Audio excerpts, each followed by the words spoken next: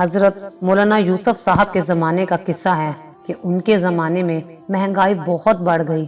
کچھ لوگ مولانا کے پاس آئے اور مہنگائی کی شکایت کی اور کہا کہ کیا ہم حکومت کے سامنے مظاہرے کر کے اپنی بات پیش کریں؟ حضرت نے ان سے فرمایا، مظاہرے کرنا اہل باطل کا طریقہ ہے۔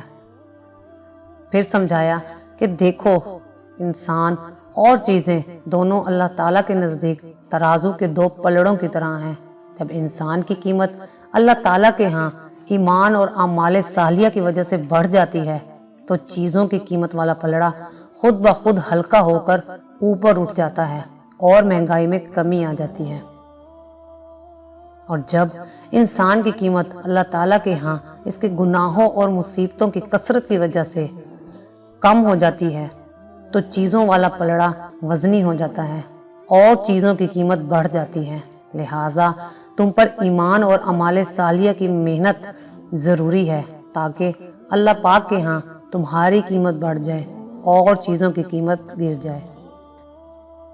پھر فرمایا، لوگ فقر سے ڈرتے ہیں، حالانکہ یہ شیطان کا کام ہے، اس لیے تم لوگ جانے انجانے میں شیطانی لشکر اور ایجنٹ مت بنو۔